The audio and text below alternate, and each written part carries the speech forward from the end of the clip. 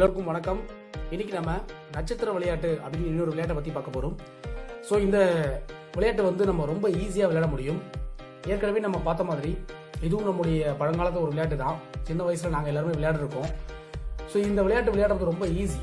நான் என்னுடைய ஸ்டூடெண்ட்ஸ்க்கு யூஸ் பண்ணணும் அப்படிங்கிறதுக்காக நான் ஒரு பாக்ஸில் போட்டிருக்கேன். நீங்கள் இந்த மாதிரி ஒரு ஸ்டாரை மட்டும் உங்களுடைய ஃப்ளோரில் வரைஞ்சிட்டு விளையாடலாம். இதுக்கு வந்து பார்த்தீங்கன்னா இந்த மாதிரி ஒரு 9 காயின்ஸ் தேவை. ஸோ எதுக்கு அப்படின்னு பார்த்தீங்கன்னா, இப்போ நான் பாருங்கள், இதில் வந்து கார்னர்னு சொல்லும்போது 1 2 3 4 5 அவுட்டர் கார்னர் இருக்குது. அதே மாதிரி இன்னரில் பார்த்தீங்கன்னா 1 2 3 4 5 இன்னர் கார்னர் இருக்கும். ஸோ மொத்தமாக வந்து பார்த்தீங்கன்னா ஒரு 10 கார்னர் இருக்கும். இந்த 10 கார்னரில் ஏதாவது ஒன்றை மட்டும் பேலன்ஸ் விட்டுட்டு, ஸோ இப்போ பாருங்கள், இந்த மாதிரி ஏதாவது ஒரு கார்னரை மட்டும் பேலன்ஸ் விட்டுட்டு மீதி எல்லாத்துலேயுமே இந்த மாதிரி காயின்ஸை வச்சிடணும். ஸோ வச்சதுக்கு அப்புறமா இப்போ நான் எப்படி விளையாடுறேன்னு பாருங்கள். வச்சதுக்கு அப்புறமா நம்மளோட விளையாட்டை துவங்கலாம். நீங்கள் வச்சுட்டு உங்களுக்கு எதிரில் இருக்கவரை விளையாட சொல்லலாம். அப்படி இல்லைன்னா நீங்களே கூட வச்சுட்டு விளையாண்டு பார்க்கலாம். ஸோ எப்படி விளையாடுறதுங்கிறத இப்போ நான் விளையாண்டு காட்ட போகிறேன். நல்லா கவனிங்க.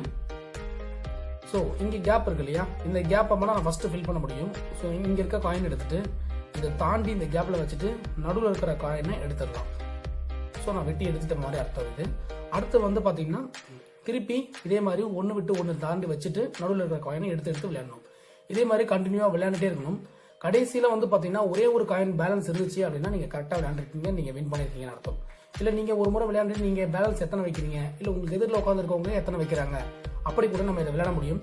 ஆனால் கடைசியாக ஒரு காயின் இருக்க மாதிரி விளையாடுறது தான் வந்து இந்த கேமுடைய வின்னிங் ப்ராசஸ். இப்போ பாருங்கள், நான் அடுத்தது கன்டினியூ பண்ணுறேன். இதை எடுத்து இங்கே வச்சுட்டு இந்த காயின் எடுத்துடுறேன். தென் நெக்ஸ்ட் இப்படி நான் கண்டினியூவா விளையாடிட்டு இருக்கேன்.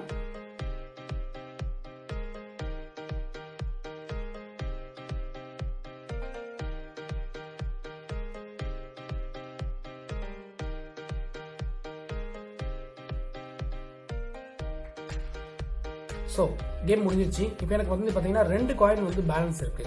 ஆனால் இதில் நம்ம ஒரு காயின் மட்டும் தான் பேலன்ஸ் இருக்க மாதிரி விளையாடணும். இப்படி ஒரு காயின் மட்டும் பேலன்ஸ் இருக்க மாதிரி விளையாண்டா நம்ம கரெக்டாக விளையாடிருக்கோம் அப்படின்னு அர்த்தம். ஓகே, நீங்களும் விளையாட்டில் ட்ரை பண்ணி பாருங்க. தேங்க்யூ.